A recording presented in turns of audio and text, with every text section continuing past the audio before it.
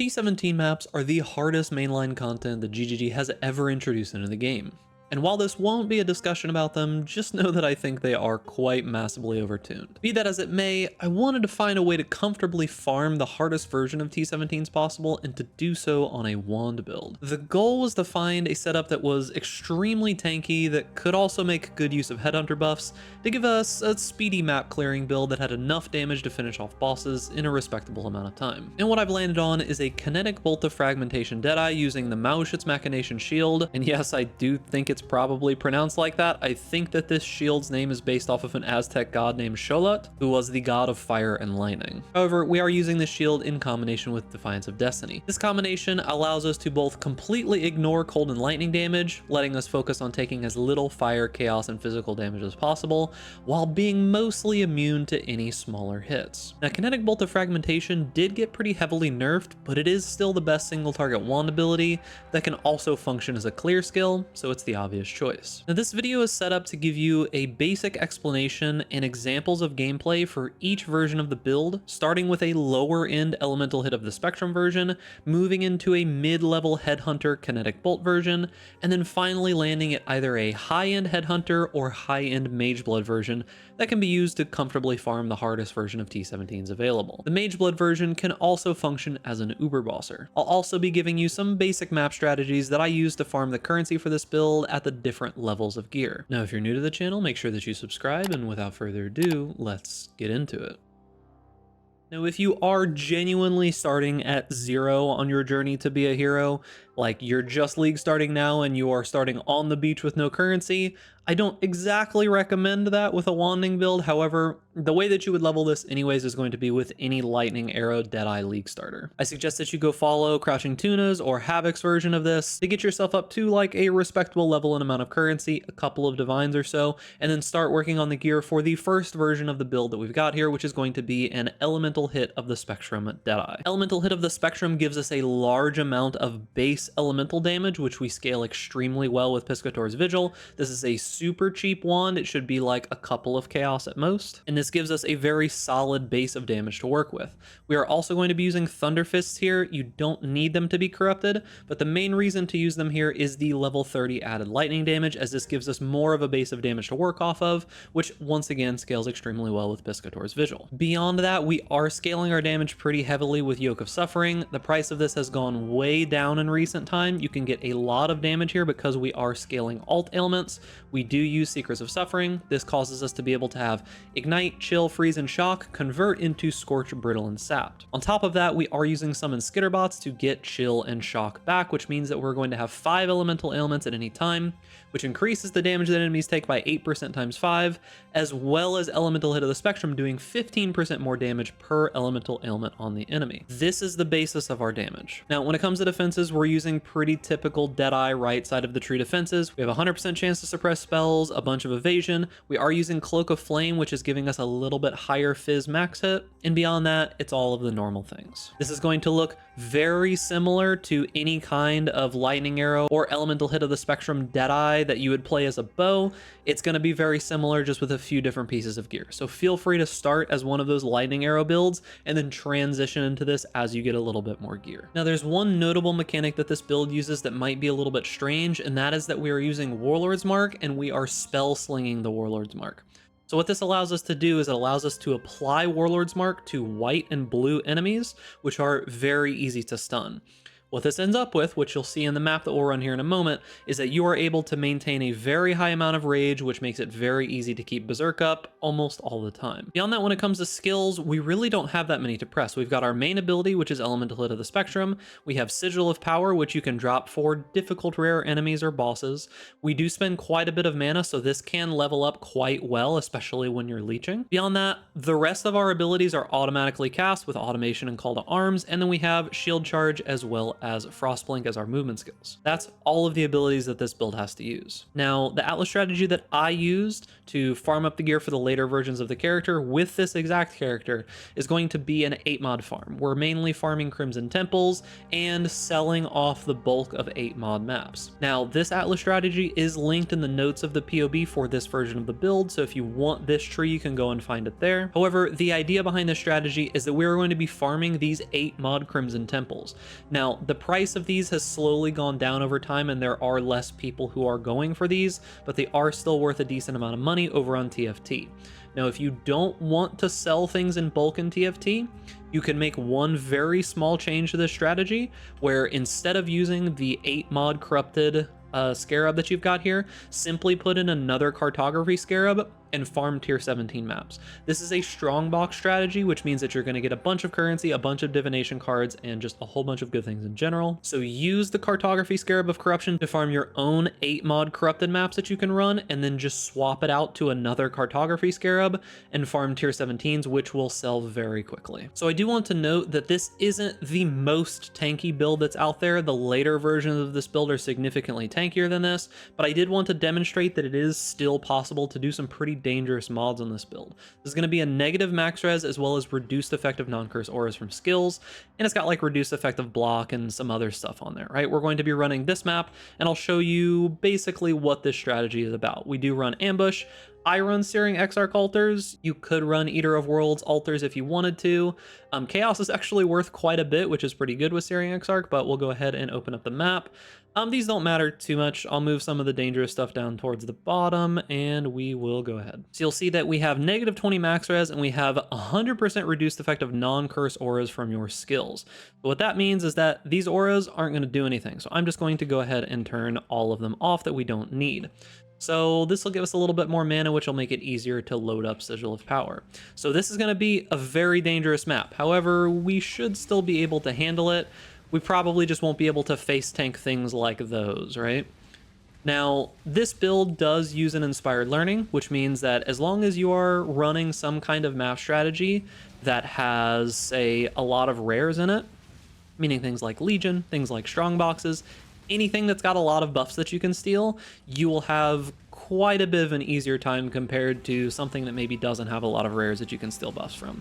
But as you can see that even on a very dangerous map with some pretty annoying mods, for the most part, everything just kind of dies too fast that you don't really need to worry about it, right? So the main forms of currency that you're going to be getting from a strategy like this is going to be a lot of raw chaos, a lot of just raw currency in general, as well as these 8 mod maps. If you are willing to go on TFT and bulk sell these 8 mod maps, they can be worth quite a bit. People will buy these for like something called regex, which they'll give you a regex and you'll search for those maps in your inventory. And I was selling them for like 10 to 15 chaos a pop for quite a while. I don't know how much those are worth now, and it'll probably change over time, but as you can see, you get quite a bit of just raw currency. I'm on a very, very, very strict loot filter, so yeah. You do also get quite a few scarabs from this strategy, so a lot of the better scarabs that can drop will drop pretty frequently here. I just have the vast majority of them turned off on my filter because I've been farming tier 17 maps for the most part, and if I put every scarab on my filter with tier 17 maps, my screen would just explode constantly, but you kind of get the idea here. Now, the one thing that this particular setup is not super great at is going to be single target. I do suggest that you are a little careful with bosses, but if you do put this down and you do just, you know, spend a little bit of time hitting them, they will eventually go down. This is significantly easier if you do have Headhunter buffs when you go into here. However, as you could see, I didn't have any when I walked in. But you can see that it's not really too dangerous killing the boss. It takes a little bit of time, but it is worth it to kill the boss most of the time. But this is with minus 20 maximum all resist. I have no aura effect, meaning that I'm not getting precision, I'm not getting grace, any of that kind of stuff. And for the most part, we were okay. This version of the build was the one that I played for quite a while early on in the league when I really didn't have a lot of time. It can do a lot of map mods, but there is a list of map mods that it cannot do that will be in the POB. There are lists like that for every single version of the build. Things like Elemental Reflect can't really be fit into this PoB too super easily, and there's a few other that are kind of annoying as well. And when it comes to altars, you do have to be a little bit careful. Like, it's probably not a super smart idea to take minus fire res and minus chaos res a whole bunch. This strategy doesn't really revolve around altars too much, so you don't need to worry too much about that. But do be aware that there are a lot of dangerous modifiers that can spawn on these strong boxes.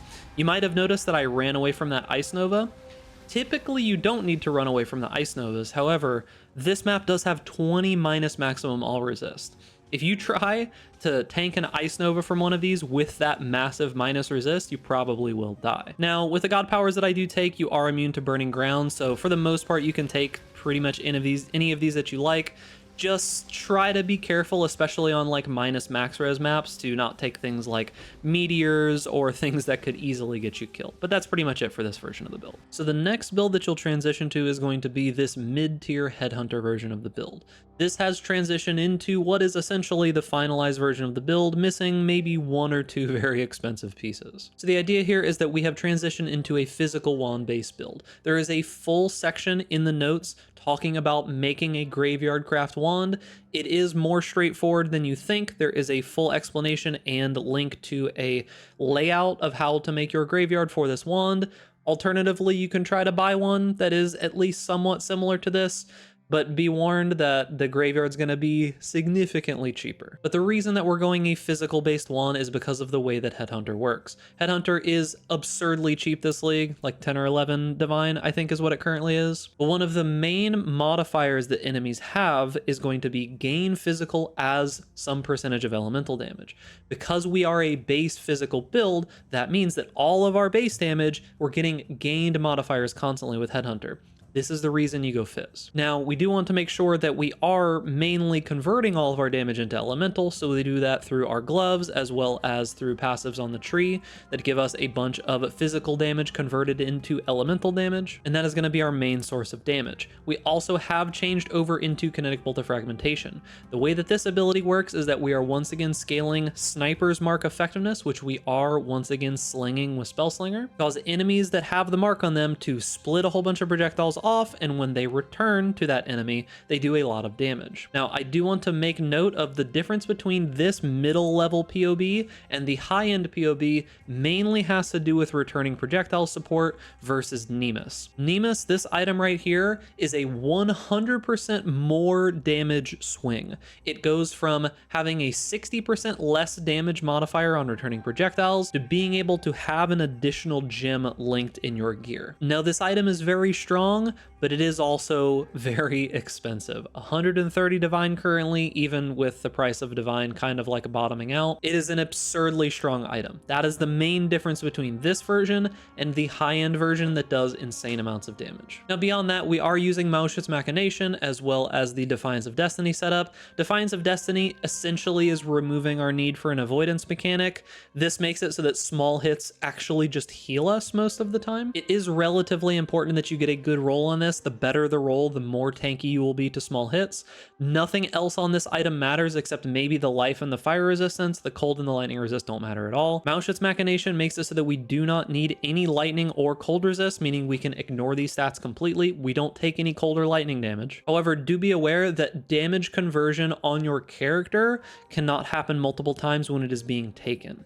Meaning that if you tried to use something like Taste of Hate, which converts fizz damage into cold damage, that would not work on this build because it would convert it into cold and it would stay cold. That's the only way that you can take cold damage on this build, because damage cannot convert twice. You cannot convert it from physical into cold and then cold into fire. It doesn't work that way with damage taken. So since we're only taking fire, chaos, and physical damage, we can focus on getting tons of maximum resistances for these, as well as converting a bunch of our physical damage taken into that fire damage. We do that with our chest piece as well as our helmet. Now, talking about the skills that we use on this build, we are using Kinetic Bolt of Fragmentation, as I said before. However, we are also now using a Blessing Haste. This is going to be because our Mageblood's Machination does allow us to have a pretty large energy shield pool that, when combined with Eldritch Battery, does allow us to cast off of it, even if we are using our energy shield for the most part to get that +5 maximum all resist buff that this item gives us. If you're wondering what that is, the whole idea here is that with this item,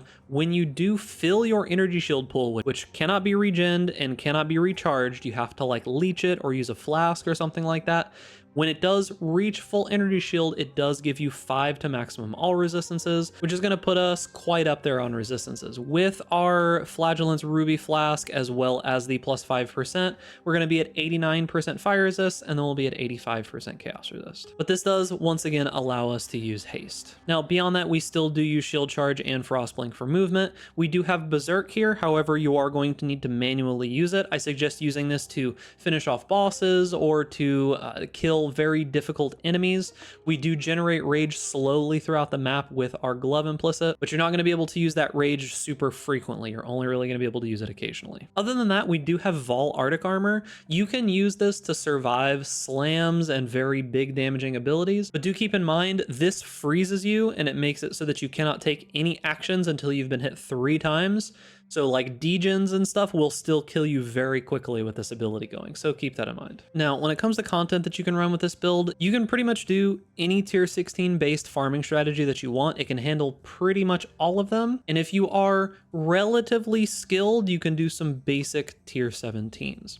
Now, I have rolled this tier 17 map here. This is going to have vulnerability, monster damage, it's going to have consecrated ground, it's going to have elemental resist, and rare monsters have volatile cores. This is a very dangerous tier 17 map. Now, with this particular setup, to be able to run maps like this, you are going to need to optimize your use of Headhunter buffs extremely well. I talk about all of the different modifiers and things that you can run and so on and so forth in the POB for this version of the build.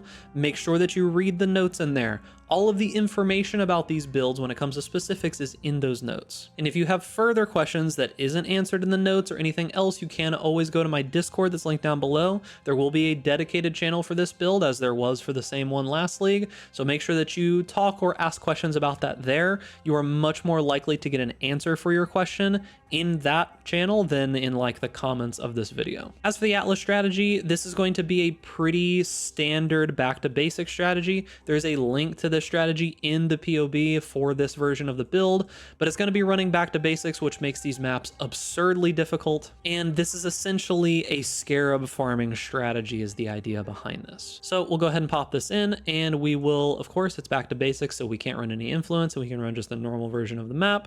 So we'll take a look at this here. Now, there are some types of monsters in here, like ones that have like corpse explosion and things like that. If you do get a very bad enemy type, you can always use whatever kind of ember you would like on them. Just kind of be aware that you should probably put the best mods on the top enemies and just be careful about certain mob types. You don't want them to have too much damage. But let's go ahead and enter the map, and I'll show you what this build looks like while it's clearing. Now, notably, I am not using Awakened Fork in this version of the build. You can use Awakened Fork. It will increase your clear pretty substantially, but I'm going to show you that you don't need it, at least for clearing. It does make the clearing quite a bit better, but it's not required. Now, for the most part, even with monster damage, you can tank most things. However, these volatile cores that you see here, you cannot tank these. Even on the Mageblood version of the build, I'm not able to tank volatile cores from the map modifier. They just seem to do too much damage. There's probably at some point that I'm just gonna miss one at some point. Like, I'm just gonna kill a rare and I'm not gonna realize it and the volatile core is gonna kill me. But that's kind of just how these tier 17 maps go, is that they all typically have some kind of horrible mod that's just annoying that will eventually kill you in some way. I really do wish that they would nerf some of these more frustrating ones, but this is how it is, and it doesn't look like it's changing for this league. But as you can kind of see, we're clearing the map perfectly fine. I'm not really having too many issues. Now, there is going to be some stuff that hits us very hard. I mean, this is a 76% increased monster damage map, and they, you know, I have vulnerability, and I'm not always completely immune to curses, even though I do have my flask up quite often. But you can see, we can clear the map okay. I don't have Nemus, I don't have Awakened Fork, and we are still killing like enemies quite well, even with what is it, 76% monster elemental resistances, and the rare monsters have an additional modifier, 2 additional modifiers. So we're still able to do it, but then you're going to run into monsters like this one here that basically just feels like immortal. I'll pop Berserk for this just so we can kill it hopefully pretty quickly.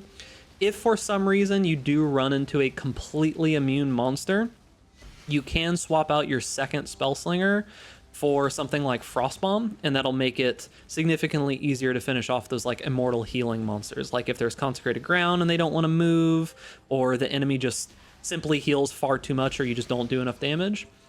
Now, I know that this may look a little easy, but do be aware, I'm very experienced with these tier 17 map mods, and even I still die a lot of the time, right? It's not just going to be a complete walk in the park. And here soon, you will probably see the first issue that you're going to run into with this version of the build. And that's going to be single target damage on bosses. Now, if you are able to properly utilize Headhunter buffs extremely well, and that means like stacking them up extremely well, making sure that you hold on to them and kind of prioritize when you're taking them as you go into the boss, you'll probably be able to do enough damage to finish them off if you are, you know, not dying to some of their mechanics. But I'll give you an idea.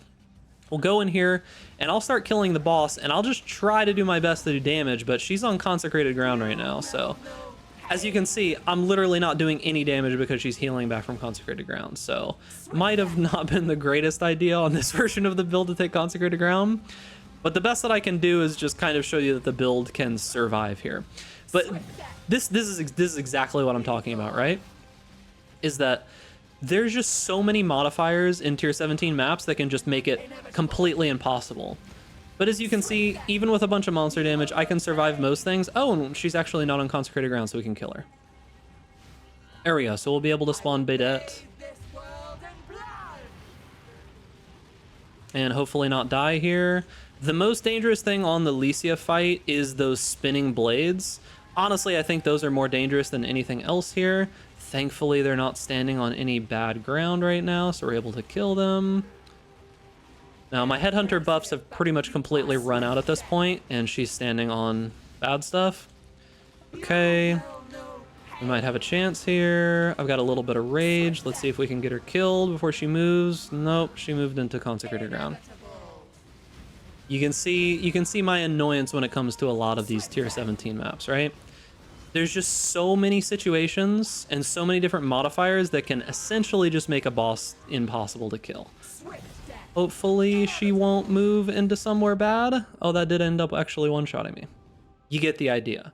There's a bunch of modifiers that when you do get them, they're just going to be a pain. You're not always going to be able to survive, but this is a good example to show you something for if you do die to enemies like this, you can set up these maps where you clear a certain amount of them, right? And then you immediately go into the boss when you find it. Because what you can do with Headhunter buffs is now I can go walk around, I can grab a bunch more Headhunter buffs for another shot at the boss, essentially. Now, if it didn't have Consecrated Ground, I probably would have been able to kill her no problem whatsoever, even with like the elemental resistance stuff. But unfortunately, I've been playing the Nemus version too much, and I didn't expect to have any issue killing the boss. But we'll go around, we'll try to grab a couple more Headhunter buffs here, and then we'll go back in and try to finish her off. We also should be able to gather up some rage here to be able to do it. But just keep in mind, these maps are absurdly overtuned in my opinion, and especially when you're running super crazy difficult mods like this, they're not going to be a walk in the park, even for someone like me. I'm very good at this game, at least I'd like to think that I am, and I still even have problems here. So we need to get her not in a bad spot and use the Headhunter buffs and instant death, right? You see how quickly she died there from full health? This is without Nemus, this is without Awakened Fork, this is without any insane crazy gear. You can still farm tier 17 maps like this with that much damage. I mean, I know I had a bunch of crazy Headhunter buffs, but she died like that. Without Soul Eater, which is the one that I think that I had, she may have taken another second or two to die, but you get the idea. We're gonna go ahead and swap our weapons real quick so Blood Rage doesn't kill us. But there you go. There is an explanation of how the build does in a map with this relatively basic gear, like not a 130 Divine Ring. But I'm gonna show you real quick that I can tank most things from Licia perfectly fine, right? Like I have little to no issue fighting things from Licia. I'm just gonna show you real quick here. A volatile core. All right, so we'll kill this enemy real quick. I'll have Berserk up. if I can kill him. He's healing a lot because of these consecrated grounds. All right, here's a volatile core. Instant death. I can survive a slam from Lycia. I can't survive one of those volatile cores on a no damage mod map. They're actually insane. A lot of these modifiers are just silly. I can survive a slam from Lycia with 76% monster damage and vulnerability. Cannot survive one volatile core, even on a map that doesn't have these mods. Now, moving into the high-end Headhunter version of the build here, for all intents and purposes, the core of this build has not changed. The vast majority of the gear has not changed at all. I haven't changed the tree. The only thing that I've done is that I have swapped out to a +1 all max res Cloak of Flame. This is expensive for sure, but it's not that expensive. I have swapped out my ring because we no longer need dexterity anymore, because we are now using a 130 plus divine Nemesis ring. Now, what this ring does is that it makes it so that we no longer need returning projectiles and we can use Awakened Fork. This makes it so that our clear is substantially stronger because we've gone from 60% less damage to now having 14% more damage. And Nemesis does give us a little bit of projectile damage, gives us some dexterity, which makes our gearing a slight bit easier. But beyond that, nothing else has changed fundamentally about the build. It's the same gear that you saw before. I've just made these couple of upgrades. Now, the difference in damage is night and day. It is a very, very large difference in damage. Now, to demonstrate this, we are going to be running this Abomination map. Now, this map in particular is not super well rolled. I would not normally run this map because it's got very low scarabs, it's got no currency, and there's not even that much quantity and such on this map. However, what this map does have is it has crit, it has monster AoE, and it has monsters fire 4 additional projectiles. It's also got Impale, which isn't that big of a deal. It does have Drowning Orbs, which is another just very annoying mod. Hopefully this won't be too much of an issue, but Abomination, particularly with AoE and additional projectiles on Back to Basics, is pretty entertaining looking when you fight the boss, so I figured I'd show you another very dangerous map with this setup of the build. Nothing else has changed from the previous version in the mid-tier section. If you want more information on how this particular setup works, watch that section of the video. I go over basically 95% of what you've seen here. The only difference are those few things that I mentioned. So let's go ahead and run into this tier 17 Abomination map with Back to Basics. Now, once again, we are going to have this Wretched Defiler here, which is very, very dangerous. Also, this modifier honestly is about one of the most dangerous ones that you could get because it says all hits are critical strike and 60% global crit multi on a crit multi map. So I am going to need to go ahead and grab just any all flame realistically. I'll probably just do, I don't know, do I have one that's like not too crazy? The problem with a lot of these Karui tattoo ones is that when you do additional projectiles, these can actually crash the game. So I'm just gonna grab Ember of Sulfite. Sure, it doesn't really matter. I'm not worried about the drops or anything like that, but we don't want that enemy because it does Corpse Explosion, which is really bad.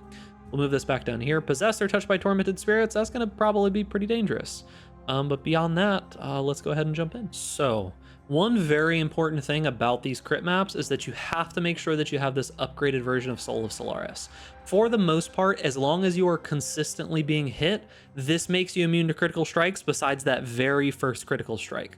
So 223 crit strike multiplier plus whatever else, 320% increased AoE, and 12 additional projectiles. So when we get to the boss fight, it's gonna be pretty funny looking. Let's give you an idea of the difference in damage when you swap to Nemesis. So this right here is a super duper tanky mob, and they're dying insanely fast. Like you could see that those mobs were like the giant crazy.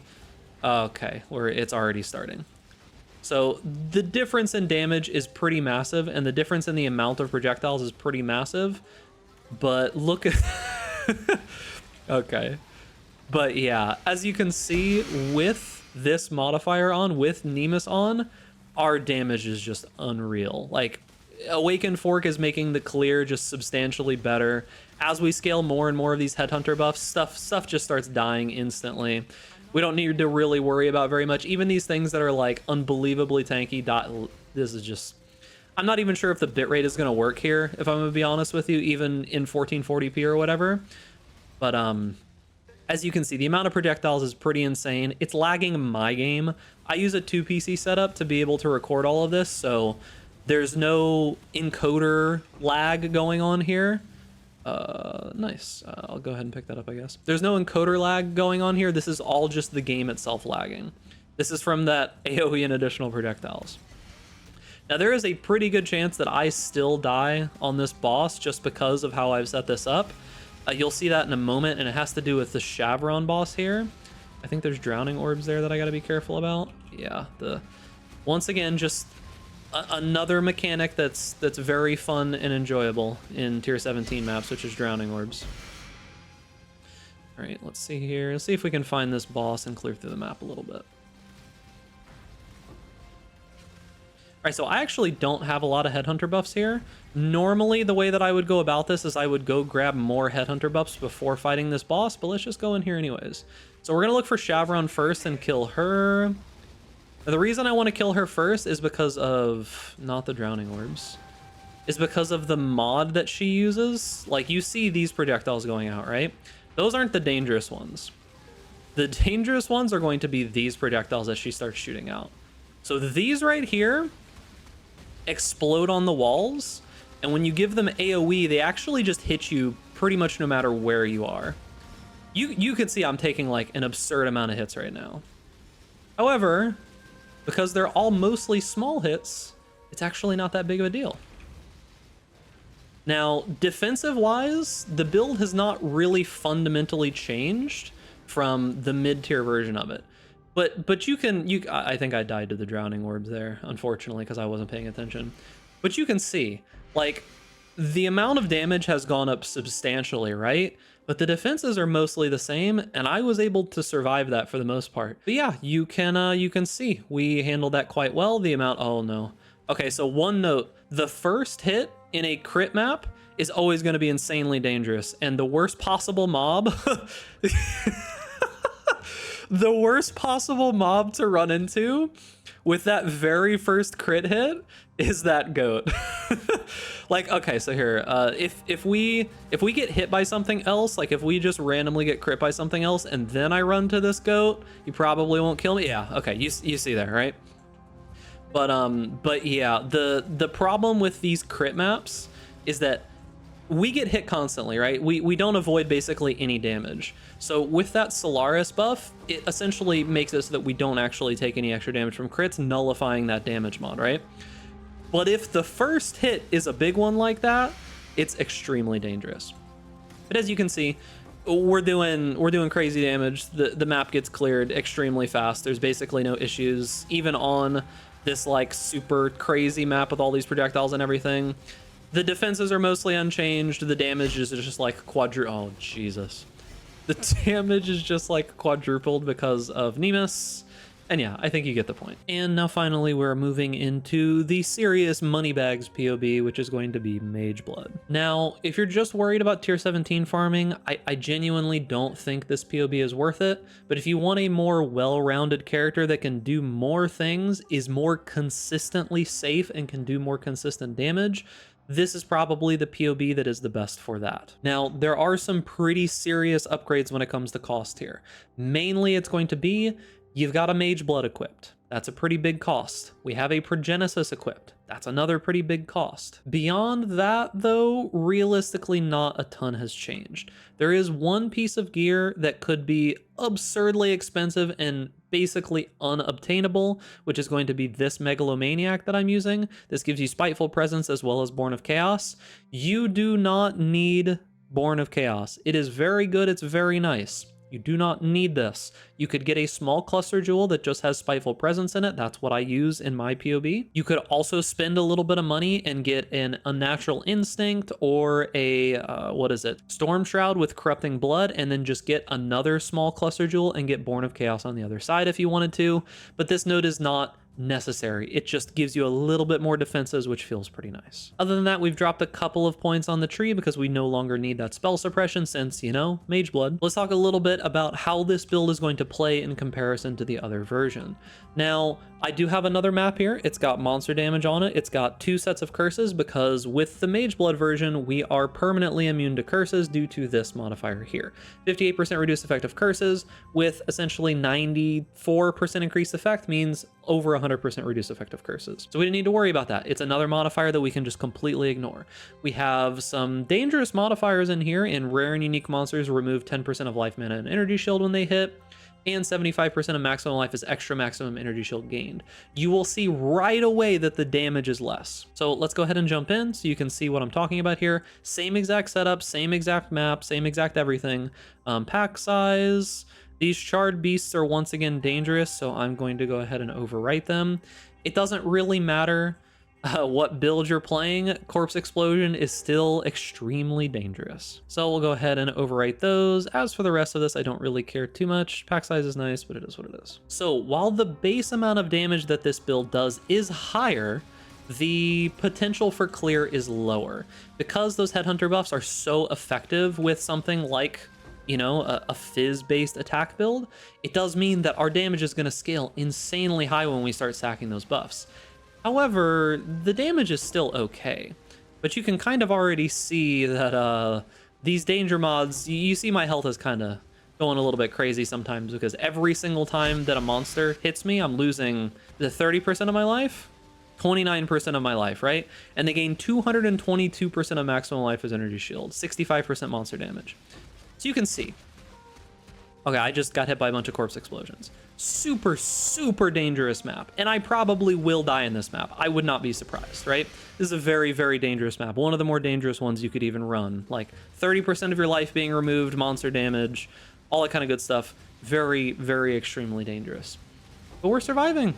And the enemies are dying, even if they're hitting us for like 3/4 of our health at any given time. So, I mean, you can see that when it comes to consistency of defenses, Mageblood is still really good. It's still very good.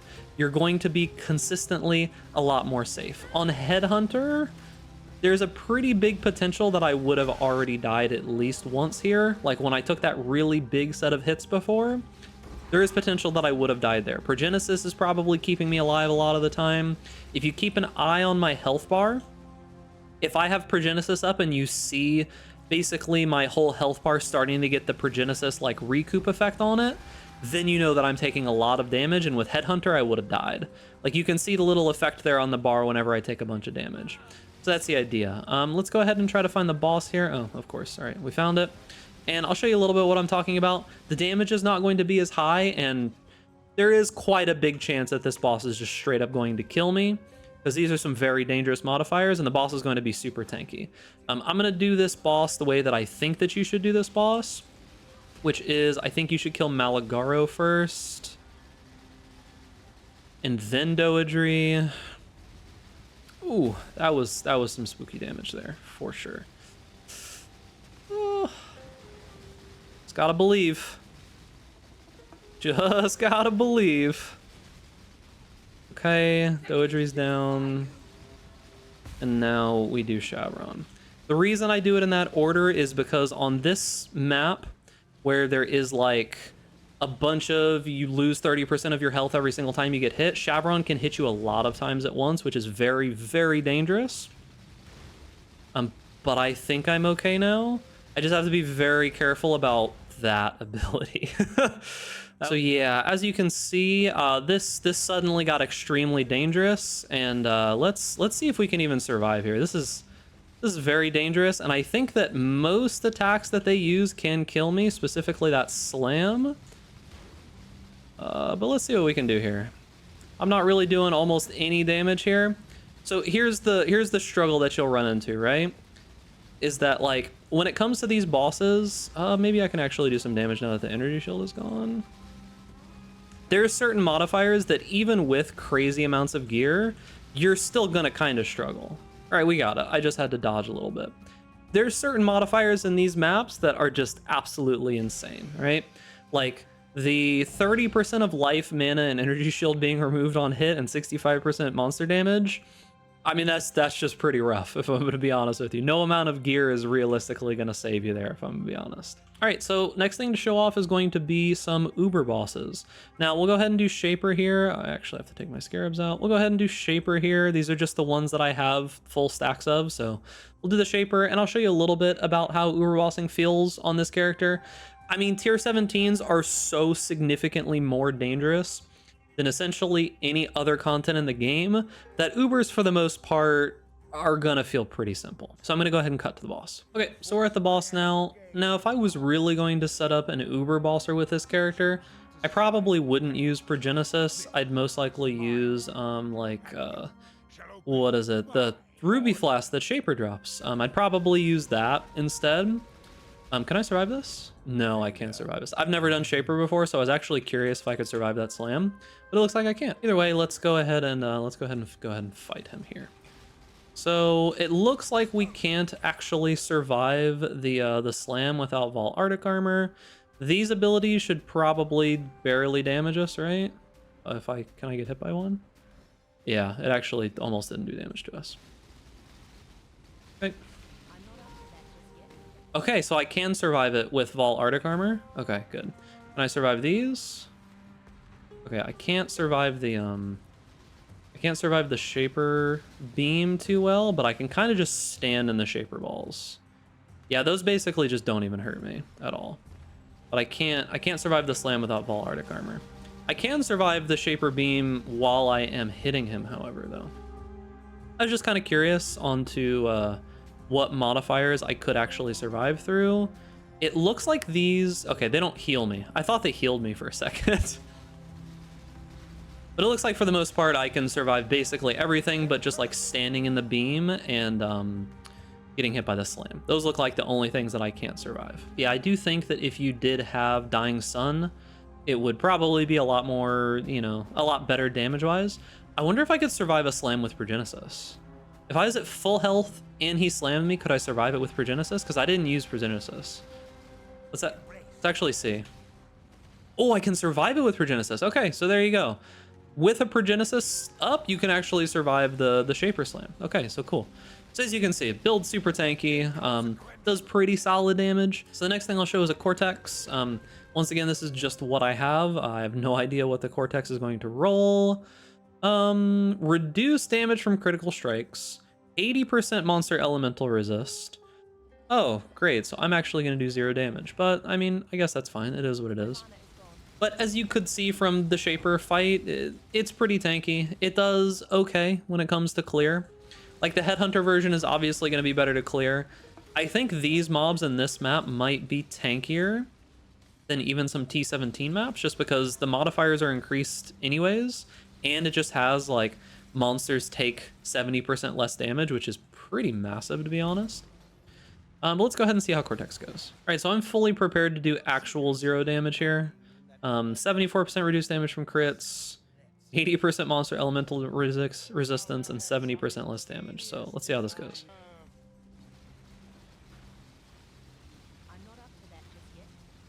Yeah, we're not doing that much damage realistically, but I think for the most part, I'm not really taking damage. I propped Progenesis there before I got hit by that slam, but yeah, I mean, realistically, that much damage reduction just kind of feels like you're doing ZDPS. But it's still not that bad, even with doing like 20% of the damage that we should be doing. I could probably pop Berserk here. Can I survive everything? I survived this slam. That barely did damage. Okay, can I survive this slam with no Progenesis? Looks like I did. Now, if only I did damage.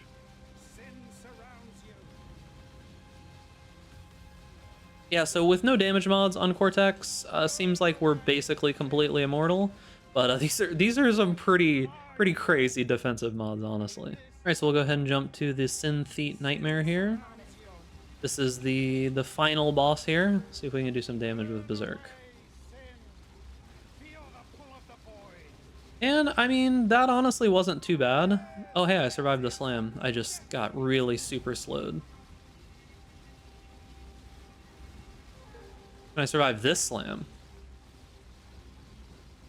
Oh, yeah, I can. Alright, no damage mods? Pretty easy. Surely we'll get a good item here, right? Surely he'll drop a good item, because Cortex is very worthwhile these days. Uber Cortex is even more worthwhile, right? Surely?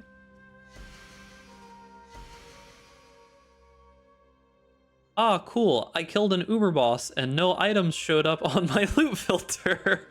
That's when you know a boss is very worthwhile. So lastly, I want to go over how the PoBs that are down in the description are set up. There's going to be 4 separate PoBs that I've talked about throughout this video. There is the early elemental hit of the spectrum Deadeye, there's going to be the mid-tier Headhunter, and then the 2 high-end Headhunter and Mageblood PoBs. Let's start out with this most simple one here.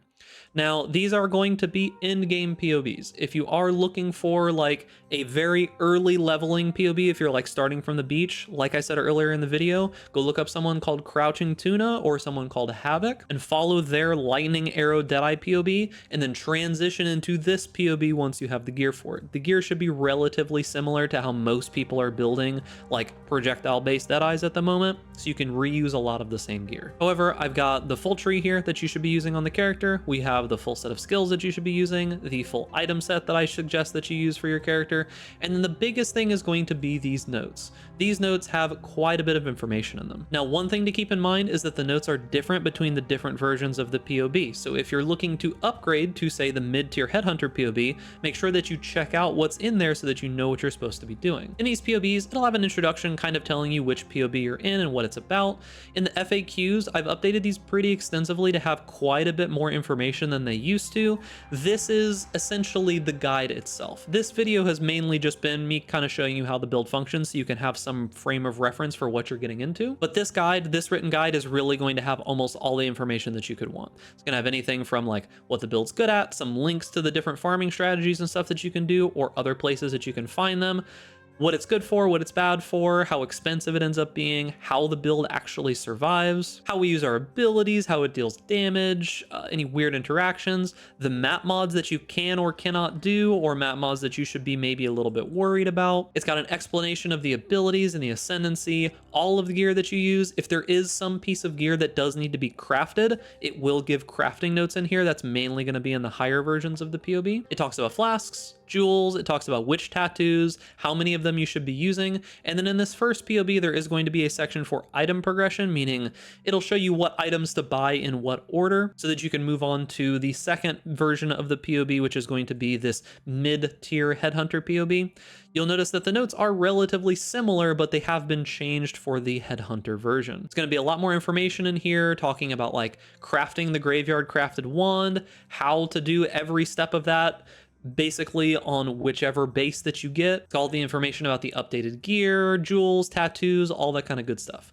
This goes on for each and every single PoB. Like I said, these notes are going to be different between the different ones. It'll have different information in them, and that is going to be it for the video. If you have further questions about this PoB or this build or anything revolving around this, make sure to go and join my Discord and go to the dedicated channel for this build.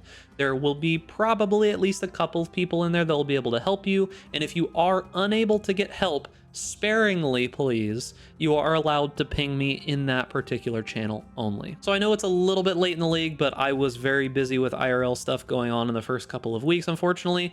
But this is probably my big build that I'm releasing for the league. It is a lot of fun. If you want to play a wand build, this is probably the one to do it. It's extremely tanky, does quite a bit of damage if you're willing to invest the money into it, and can pretty much do all content in the game if you do go into the very high-end versions of the build. And remember, boys, if you enjoyed this content, make sure to give this video a like, subscribe to the YouTube channel, hit that notification bell to stay up to date with all the latest videos, and stay safe out there in Rayclast. And I'll see you guys in the next video.